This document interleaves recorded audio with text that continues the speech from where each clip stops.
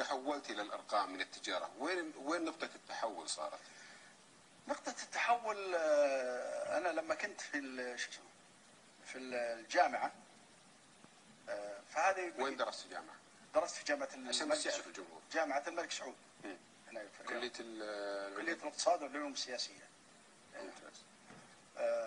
لما كنت في الجامعة بدأت سافرت برا. وانت طالب؟ لا، تزوجت. وبعد ما تزوجت سافرت مع زوج. جاتني بنت صغيرة. شوف أقول لك البر بالوالدين وش يؤدي إليه، وش يؤدي إليه.